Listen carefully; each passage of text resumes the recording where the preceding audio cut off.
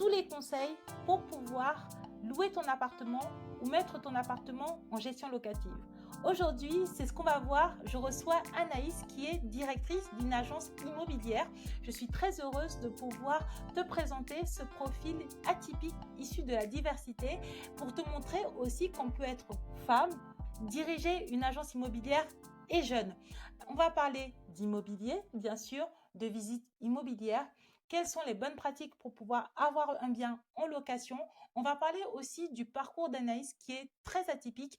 Elle a en effet fait un BEP et après, elle a été jusqu'au bachelor et après, elle a dirigé sa propre agence. Je trouve que c'est des parcours que l'on présente assez peu. J'espère que cet épisode te tente. So, let's go! Bonjour Anaïs, bienvenue sur le podcast donc de Vanessa Money Mindset. Je suis très heureuse de te recevoir. Avant même de commencer, je voulais te dire que je te trouve très belle. Je trouve que tu as de la classe. Je trouve que tu es audacieuse. En plus d'être professionnelle et compétente, peux-tu nous dire qui tu es, ton parcours, où tu vas et quelle est ta vision pour ton business et ta vision personnelle, Anaïs? Bonjour Vanessa, merci beaucoup pour cette invitation. Je suis très flattée. Du coup, moi j'ai 35 ans. Je suis issue d'un BEP et d'un bac pro comptabilité. J'ai poursuivi avec un BTS profession immobilière et un bachelor en responsabilité en bachelor immobilier, en responsabilité des affaires immobilières. Donc aujourd'hui, je suis directrice d'agence.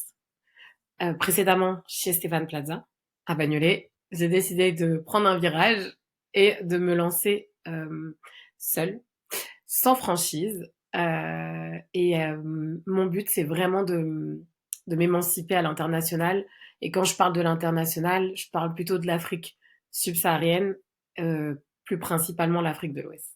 Ok, d'accord. Moi, je t'ai connue sur les réseaux. En effet, j'ai vu que tu étais directrice dans une agence de Stéphane Plaza. C'est comme ça que je t'ai connue, mais c'est vrai que moi, j'étais captée par ton côté audacieux, la manière dont tu présentais les biens immobiliers. J'adore l'immobilier. J'ai déjà investi plusieurs fois et je suis en train d'essayer de réaliser une autre opération. Donc, du coup, voir une agence immobilière qui a autant d'audace, qui est sûre d'elle, casse les codes aussi. Je pense que c'est plus ça, hein, vraiment, parce que j'ai rarement autant complémenté mes invités sur leur physique. Mais c'est vrai que du coup, le fait que tu avais des tenues, ta robe rose, là, même moi, j'étais là, oh, dis donc, elle est jolie cette robe. Cette robe, elle a fait parler tout le monde. Et bien que j'aimais bien le contenu, l'immobilier, et ben, je trouvais que ta personnalité très piquante, qui sortait un petit peu des codes, m'a attirée. Et en plus de ça, je consommais aussi ton contenu sur présentation des biens, conseil aussi aux gens qui veulent avoir un appartement, comment s'habiller pour pouvoir par exemple postuler et avoir un appartement. Tout ça, je me suis dit que c'est vrai que pour moi, c'est des évidences qui est déjà acheté plusieurs fois et qui est mis des biens en location, mais pour des jeunes, pas forcément, et qui est peut-être certaines personnes qui ne connaissent pas les codes. Et je me suis dit, bah, ce serait l'occasion pour toi de venir donner des conseils sur l'immobilier, très précisément à ma communauté, aux femmes que j'accompagne, et aussi des conseils sur comment tout faire ou s'organiser pour avoir à tous les coups le bien que l'on veut si on veut louer un bien. Merci pour tous ces compliments. Effectivement, il y a pas mal de tips à apprendre pour acheter, pour devenir locataire. En tout cas, bon, il y a des choses, il y a des rouages que les clients n'ont pas, enfin les clients, les futurs candidats, les futurs acquéreurs n'ont pas. Mais effectivement, il y a des choses qui sont assez primordiales et sur lesquelles nous, en tant que professionnels de l'immobilier, on va s'arrêter ou en tout cas, on va tiquer. D'après toi, quels sont les principaux avantages qu'une femme célibataire ou mère de famille ou femme en couple aurait à investir dans l'immobilier et quels sont les conseils que tu pourrais lui donner lors des visites? Les avantages en tant que femme seule ou maman célibataire ou peu importe la situation, bah, c'est se créer un patrimoine au final, c'est se créer une richesse, c'est pouvoir laisser aussi quelque chose à sa descendance. Donc ça, c'est quand même quelque chose qui est primordial.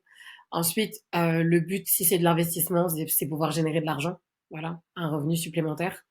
Ou alors, je sais pas, peut-être que la personne, elle décide de le prendre en investissement, mais demain, elle en a peut-être besoin, justement pour se loger ou pour loger un membre de sa famille. Et les conseils que je pourrais donner, bah, c'est déjà quand on achète un bien, je pense qu'il faut pas se concentrer sur ce qu'on aime ou sur ce qu'on recherche, mais se concentrer sur ce qui peut être intéressant en termes d'investissement pour nous. Ok. Quels sont les critères à prendre en compte lors de l'achat d'un bien immobilier? C'est-à-dire que quand tu veux faire un investissement immobilier, que ce soit pour ta résidence principale ou pour un locatif, qu'est-ce que, en tant qu'acheteur, tu dois regarder? Quels sont les éléments que les gens ne regardent pas assez, mais que toi, avec ton œil de professionnel, tu conseillerais de regarder? Sur quel sujet, des fois, les vendeurs sont un petit peu filous? Quels sont les petits tips, que tu pourrais donner en plus? C'est vrai que moi, en tant que professionnel de l'immobilier, en fait, d'un regard, je balaye tout. Donc, c'est mon domaine, donc je maîtrise. J'ai été en visite la semaine dernière avec une cliente. Enfin, cette semaine, parce que samedi, mais cette semaine avec une cliente. Et au final, elle m'a demandé qu'est-ce que je pensais de l'appartement. Donc, moi, le but, c'est qu'elle le trouve son appartement, mais je me dois d'être objective. Donc, je lui ai dit, il y a de l'humidité dans les parties communes et il y a de l'humidité dans l'appartement. Donc, en fait, elle ne l'avait pas vu. Sauf que moi, direct, on est rentré, j'ai repéré tout de suite la tapisserie qui se décollait en bas du mur, l'humidité qu'il y avait entre le meuble de la salle de bain et la baignoire. Donc c'est quelque chose d'assez discret, mais c'est quelque chose que moi je repère en un coup d'œil. Donc il y a des choses que j'ai pu lui montrer parce il y avait pas le propriétaire qui nous regardait à ce moment-là, donc j'ai pu le montrer du doigt.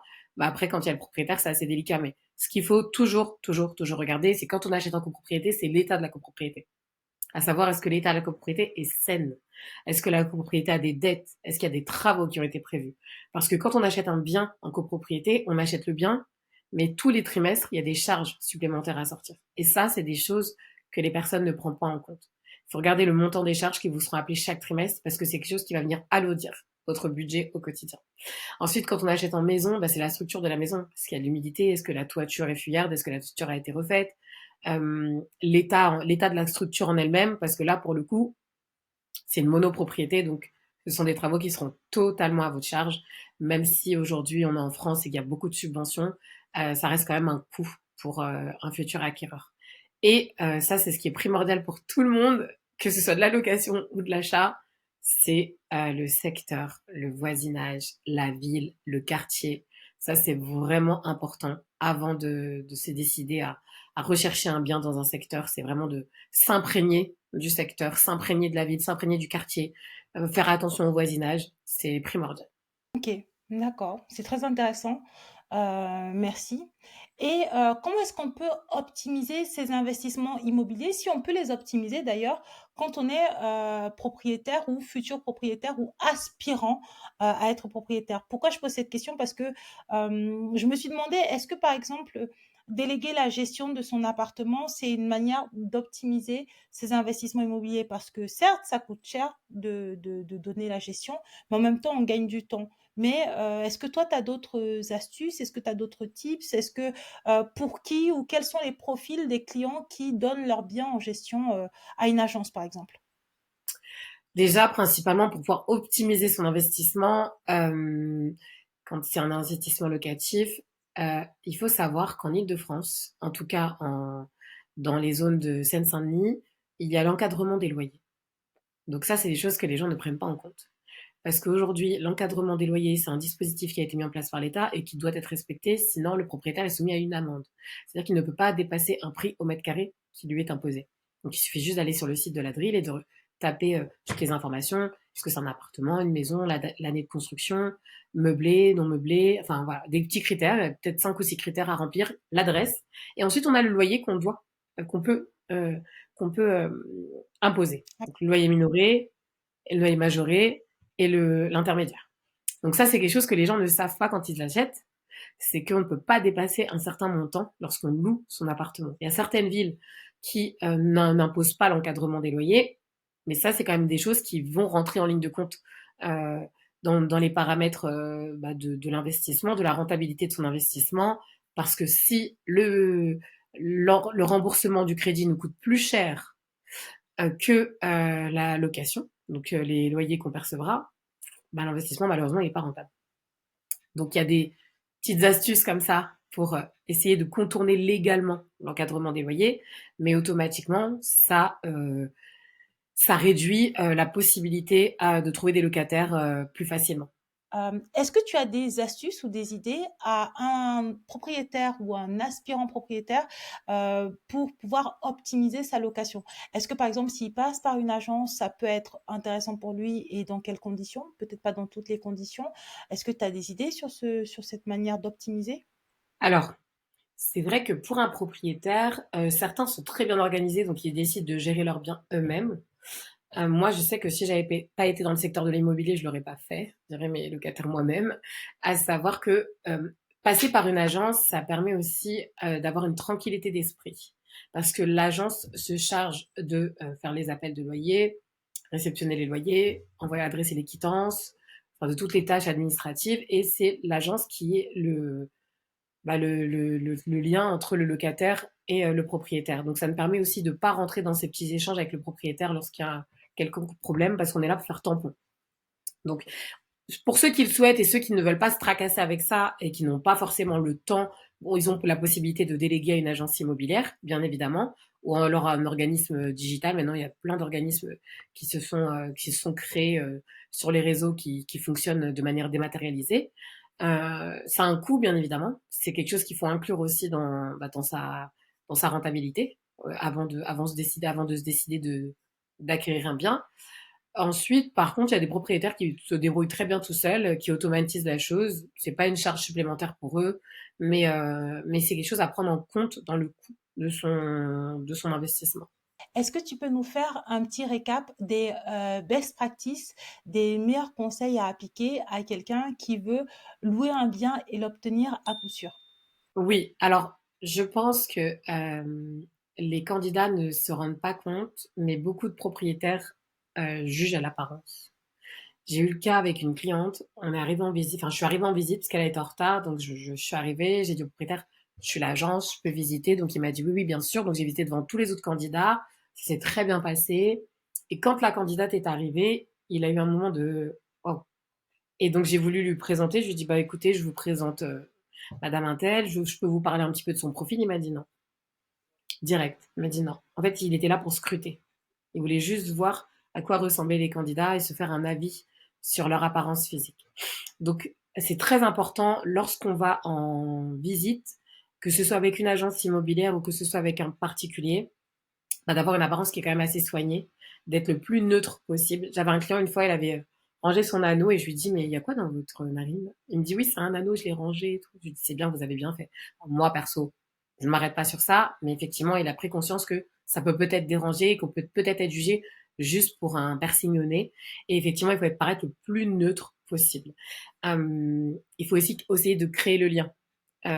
Pareil, j'ai une cliente qui m'a dit oui, mais le propriétaire, il arrêtait pas de me scruter. Je lui dis, mais c'est pas grave, il faut essayer de percer le mystère, il faut lui poser des questions, il faut essayer de le flatter. Enfin, c'est un jeu de manipulation ou de séduction, je sais pas comment vous souhaitez appeler ça, mais à un moment donné, voilà, le propriétaire, quand on voit qu'il est un petit peu trop fermé, et ben, faut essayer de le récupérer vers soi pour pouvoir obtenir ce qu'on recherche, c'est-à-dire un appartement. Donc, l'apparence physique est très importante, l'élocution, la tenue, le comportement, les questions qu'on va poser, la manière de s'exprimer, c'est comme un entretien. Mais de toute façon, aujourd'hui, je vois comment les gens viennent en entretien. Je me dis que l'entretien, ça n'a pas l'air si important que ça, mais voilà, c'est une carte de visite. Voilà. On donne notre carte de visite et on n'a pas deux fois l'opportunité de faire une bonne impression. Est-ce que tu peux nous donner les principaux devoirs, obligations du locataire et du propriétaire? Parce que quand on regarde Internet, on trouve absolument tout. Est-ce que tu peux nous guider un petit peu qu'est-ce que le propriétaire doit faire, peut faire ou qu'est-ce qu'il ne peut pas faire? Quelles sont les choses aussi que tu vois que les propriétaires font alors que c'est complètement illégal ou les choses qu'ils devraient faire mais qui n'y pensent pas? Alors, les obligations du locataire, bon, déjà, c'est de régler ses loyers, de bien tenir le logement, de ne pas être bruyant, de ne pas créer des nuisances auprès des autres habitants, auprès des voisins ou à l'encontre de son propriétaire. Le propriétaire a aussi un devoir d'avoir un logement en bon état, qui est sain, qui n'est pas insalubre, que les fonctionnalités qu'il ait mis en place, enfin je sais pas quand je dis les fonctionnalités, que les aménagements qui sont mis en place fonctionnent, sont en bon état, ne sont pas nuisibles. Euh, le propriétaire n'a pas l'obligation de fournir la quittance de loyer. Ça, c'est quelque chose que tout le monde pense, mais c'est pas une obligation. Ça doit être fait à la demande. Enfin, il est coutume de le faire, mais c'est fait à la demande du locataire. Donc un propriétaire qui ne fournit pas une quittance n'est pas dans l'illégalité. Donc il y a ça. Le propriétaire, il y a une propriétaire qui m'a dit oui, je veux pas d'animaux. Je lui ai dit vous avez pas le droit. Mais je note, hein. c'est pas le droit d'interdire des animaux aux gens. Elle me dit oui, mais je veux pas qu'ils abîment. Enfin, ça veut rien dire. Après, des animaux, ils sont très bien élevés, donc ils abîmeront pas. Il y a des gens, ils vivent sans animaux et pourtant ils vont détériorer l'appartement. Mais en tout cas, on peut pas interdire un locataire de faire des trous, on peut pas interdire un locataire d'avoir des animaux, on peut pas interdire un locataire d'inviter des gens. Il reste quand même chez lui. Donc au final, il loue l'appartement, il paye son loyer tous les mois, donc il est quand même chez lui. Quels sont, les meilleurs conseils que tu pourrais donner bah, du coup, en fait, toi, tu pas enfin, j'allais demander quels sont les meilleurs conseils pour entretenir une bonne relation entre un locataire et un propriétaire. Mais en fait, si toi, tu fais le job, bah, ils vont jamais se voir, en fait. Bah oui, mais tu sais, les gens ont tendance à croire que dans tous les cas, nous, on prendra pas la décision. On prend pas la décision finale pour certains propriétaires, pour d'autres, ils veulent qu'on la prenne, mais nous sommes les yeux et les oreilles du propriétaire. Et ça, faut pas l'oublier. C'est-à-dire que le propriétaire, il est pas là, il va nous demander notre ressenti à nous. Et il y a des gens qui vont arriver, qui vont nous snober, il y a des gens qui vont pas parler avec nous, il y a des gens qui vont limite nous menacer, mais on m'a déjà menacé. Oui, si vous ne donnez pas l'appartement, je préviens, je sais même plus qui, et vous allez voir, ça va pas se passer comme ça. Donc le propriétaire, c'est un policier. Je vais transmettre les mails, parce que je vais présenter la candidature. Je lui ai dit, voici sa candidature, voici les mails. Est-ce que vous décidez de vous positionner sur ce candidat-là? Bien évidemment que non.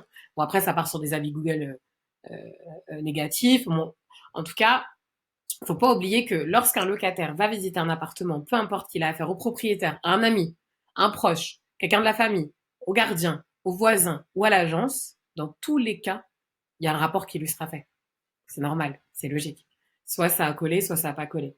Moi, en général, les propriétaires, ils ont tendance à suivre mes avis, parce que c'est moi le professionnel de l'immobilier, donc moi, je déciderai pour eux comme je déciderai pour moi. Voilà, quand j'ai un bon feeling, quand j'ai des gens qui sont agréables, qui sont très sympathiques, qui sont très respectueux, bah, bien évidemment, moi, je dis au propriétaire, voilà, j'ai eu un coup de cœur pour cette personne, elle était toujours très agréable. Maintenant, j'ai quelqu'un qui m'appelle 4, 5 fois dans la même journée pour un appartement, sachant que derrière, c'est moi qui vais gérer le bien. Si je suis un propriétaire, je pense que la gestion, elle va être compliquée. Je pense que ce locataire-là risque de nous poser des problèmes. Je lui donne mon avis, donc faut toujours avoir une bonne attitude, peu importe à qui on a affaire au final. Peu importe à qui on s'adresse, il faut toujours avoir une bonne attitude et respecter les gens. Comment on fait pour te retrouver, si on veut travailler avec toi? Moi, bah, je suis assez visible hein, sur la plupart des réseaux sociaux. Donc, c'est Anaïs Nias sur tous mes réseaux.